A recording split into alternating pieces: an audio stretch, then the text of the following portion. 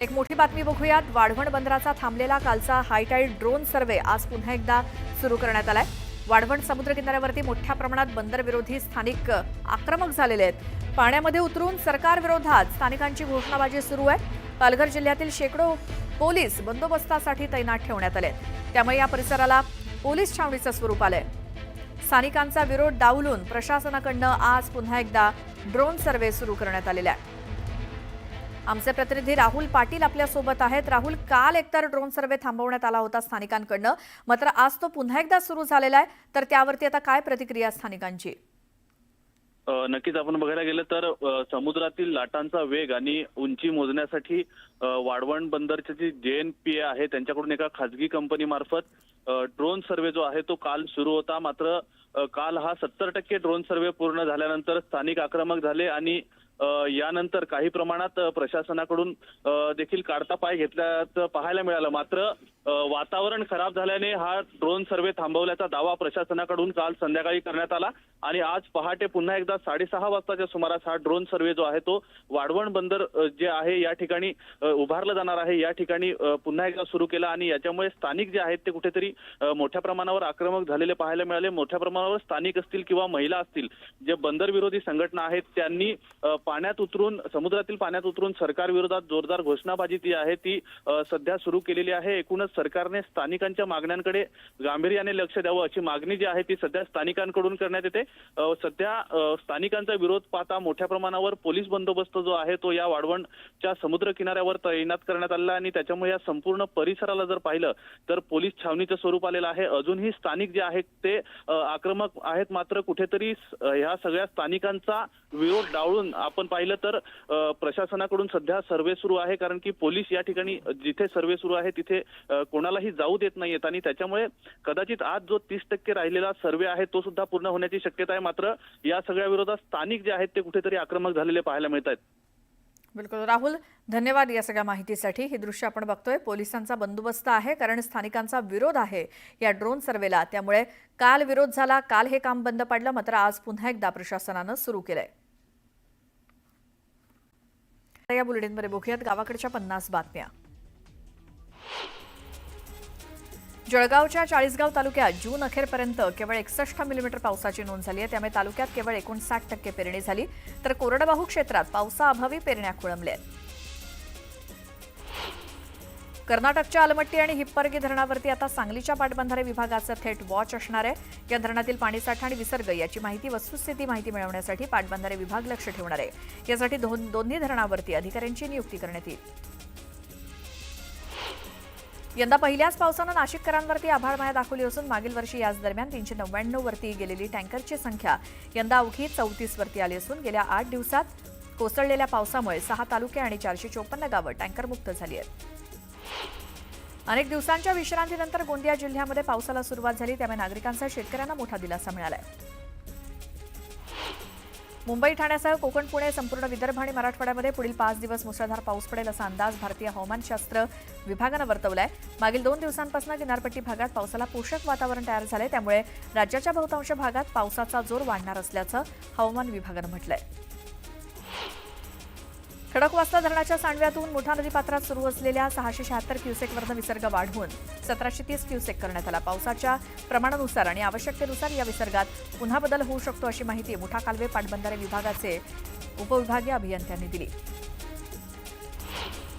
आगामी पंढरपूर आषाढी वारीसाठी पंढरपूर इथे पूर पाणी पातळी धोकादायक स्थितीत जाऊ नये यासाठी उजनी धरणाची पाणी पातळी 70% स्थिर ठेवण्यात आली आहे। पाणीसाठा 20 TMC पर्यंत रिकामा ठेवण्यात येणार आहे, जेणेकरून पूर परिस्थिती टाळण्यास मदत होईल अशी माहिती धरण व्यवस्थापकांनी दिली। छत्रपती संभाजीनगरात मुसळधार पावसानं हजेरी लावली। जिल्ह्यामध्ये सर्वदूर संततधार पाऊस कोसळत असून पिकांना जीवदान मिळाले। पावसाच्या आगमनामुळे शेतकऱ्यांमध्ये आनंदाचं वातावरण आहे। कोल्हापुरात मुसळधार पावसानं हजेरी लावल्यामुळे गगनबावडा, राधानगरी, भुदरगड, आजरा तालुक्यात अतिवृष्टी झाली। धरणातील विसर्ग वाढवल्यामुळे नद्यांच्या पाणी पातळीत देखील वाढ झाली आहे। पंचगंगा नदी पहिल्यांदाच पात्राबाहेर पडून 32 फुटांपर्यंत गेली आहे। नांदेड जिल्ह्याला मुसळधार पावसानं झोडपलंय। जोरदार पावसामुळे रस्ते जलमय झाले। शहरातील वीज पुरवठा खंडित करण्यात आला होता। सोलापूर महापालिकेतील 52 कर्मचाऱ्यांना पदोन्नती देण्यात आली आहे. यातील काही कर्मचाऱ्यांच्या पदोन्नतीनं विविध विभागामध्ये बदल्या करण्यात आल्या आहेत. महापालिका आयुक्त डॉक्टर सचिन ओंबासे यांनी याबाबतचे आदेश काढले आहेत. नागपुरात कोरोनाचे पुन्हा 2 बळी गेले, त्यामुळे नागपुरातील रुग्णांच्या मृत्यूची संख्या 7 वरती गेली आहे. आतापर्यंत शहरामध्ये 60 रुग्णांची कोरोना रुग्ण म्हणून नोंद झाली आहे. नागपुरातील धक्कादायक घटना समोर आली आहे. घरातील उघड्या चेंबरमध्ये 18 महिन्याच्या चिमुकलीचा पडून मृत्यू झालाय. खेळत असताना चेंबरचं झाकण उघडं असल्यामुळे त्या चिमुकली पडली. ही गोष्ट लक्षात येताच तिला रुग्णालयात दाखल करण्यात आलं, मात्र उपचारादरम्यान तिचा मृत्यू झाला. सांगली रेल्वे स्टेशनच्या मागण्या पूर्ण न केल्यामुळे 5 जुलैला सांगली स्टेशनवरती शांतिपूर्ण जन आंदोलन करणार असल्याचा इशारा सांगली जिल्हा जागृती मंचानं दिलाय. 5 जुलैला सकाळी 10:30 ते दुपारी 1 वाजेपर्यंत शांतिपूर्ण आंदोलन करण्यात येणार आहे. तर प्रलंबित मागण्यांबाबत 15 दिवसांची मुदत देखील दिली आहे. छत्रपती संभाजीनगरमध्ये महापालिकेकडून अतिक्रमण हटाव मोहीम राबवण्यात आली. या मोहिमेअंतर्गत रंगार गल्ली आणि अंगुरी बागेतील धोकादायक इमारती पाडण्यात आल्या आहेत. छत्रपती संभाजीनगरमध्ये खरीप हंगामासाठी शेतकऱ्यांना 1596 कोटी 63 लाख रुपयांचं पीक कर्ज वाटपाचं उद्दिष्ट आहे. आतापर्यंत केवळ 42% पीक कर्जाचं वाटप करण्यात आलंय, त्यामुळे नव्यानं पीक कर्ज देण्यात अडचणी निर्माण होत आहेत. न्यायपालिका, संसद, कार्यपालिका नव्हे तर देशाची राज्यघटना ही सर्वोच्च आहे, असं भारताचे सर्वोच्च न्यायालयाचे सरन्यायाधीश भूषण गवई यांनी अमरावती इथे त्यांचा सत्कार सोहळ्याप्रसंगी मत व्यक्त केलं. भूषण गवई हे भारताचे सर्वोच्च न्यायालयाचे सरन्यायाधीश झाल्यानंतर पहिल्यांदाच त्यांचं जन्मभूमी असलेल्या अमरावती शहरात ते दाखल झाले होते. नंदुरबार जिल्ह्यातल्या शहादा शहरात मोकाट जनावरांच्या उपद्रवामुळे नागरिक त्रस्त झालेत. भर रस्त्यामध्ये एका पादचाऱ्यावरती हल्ला केल्याचा प्रकार घडला होता. या मोकाट जनावरांचा बंदोबस्त करावा अशी मागणी नागरिकांनी केली. नंदुरबार जिल्ह्यातील नवापूर तालुक्यातील नवापूर नवागाव रस्त्यावरील होलीपाडा नजीक छोट्या पुलाचं बांधकाम करण्यात येतं. हे बांधकाम गेल्या अनेक दिवसांपासून संथ गतीनं सुरू आहे. पावसाळा सुरू होऊन देखील पुलाचा भराव व्यवस्थित न केल्यामुळे पर्यायी रस्ता पाण्याखाली गेल्यामुळे येणाऱ्या जाणाऱ्या वाहन चालकांना त्रास सहन करावा लागतोय.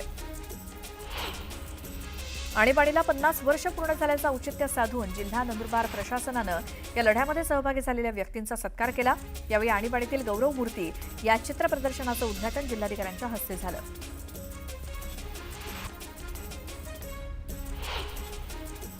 अकोल्याच्या अन्न पुरवठा विभागामार्फत शहरामध्ये स्वस्त धान्य दुकानातून सर्व रेशन कार्ड धारकांना 3 किलो तांदूळ आणि काही प्रमाणात गहू 3 महिन्याचे एकत्रित वाटप केला जातो. दरम्यान या वाटपामध्ये गहू आणि डाळ थोड्याफार प्रमाणात असून ते निकृष्ट दर्जाचं दिलं जात आहे, असा आरोप शिवसेना ठाकरे गटानं केलाय. अकोला जिल्ह्यामध्ये अकोट इथे रुग्णवाहिका चालकाला किरकोळ कारणावरून एका व्यक्तीनं मारहाण केली. या मारहाणीमध्ये चालक जखमी झाले. या गोंधळामध्ये रुग्णवाहिकेत असलेल्या पेशंट रुग्णालयात पोहोचवण्यासाठी उशीर झाला, त्यामुळे या पेशंटचा अँब्युलन्समध्येच मृत्यू झाला. या प्रकरणी पोलिसांनी चालकाला मारहाण करणाऱ्या व्यक्तीला ताब्यात घेतलं. शिर्डी येथील साईबाबांच्या दरबारात भक्तांची गर्दी असते. देशविदेशातून दररोज हजारो लोक इथे येतात. साई संस्थेनं या भक्तांसाठी एक मोठा निर्णय घेतलाय. साई मंदिरात ब्रेक दर्शन सुरू होतंय, ज्यामुळे सामान्य दर्शन रांगेत उभ्या असलेल्या भाविकांना त्याचा फायदा होणार आहे. आणीबाणीच्या कालावधीत लढा देणाऱ्या कारावास भोगलेल्या अकोला जिल्ह्यातील व्यक्तींचा जिल्हाधिकारी कार्यालयात गौरव करण्यात आला. मुख्यमंत्र्यांच्या स्वाक्षरीचं प्रमाणपत्र देऊन त्यांचा सन्मान करण्यात आला.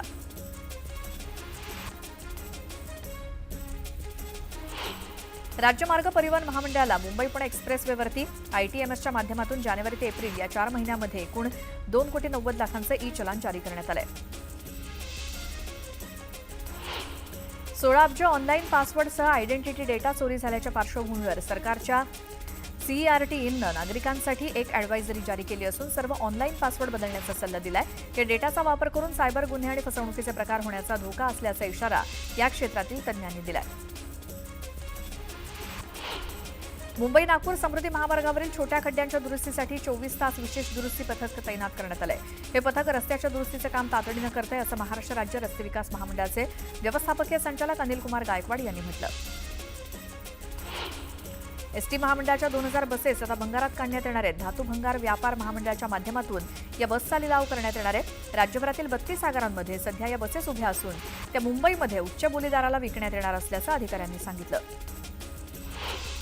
मुंबईतील खासगी बसमालकांच्या विविध मागण्यांकडे महायुती सरकारनं दुर्लक्ष केलंय. सरकारच्या अनास्थेचा निषेध म्हणून 1 जुलैपासून बेमुदत संपावर जाणार आहोत असा इशारा खासगी बस मालकांनी दिलाय. त्यामुळे संपात सर्व प्रकारच्या बसेस सामील होणार असून त्यात स्कूल बसेस आणि इतर खासगी वाहतूकदारांचा देखील समावेश असणार आहे.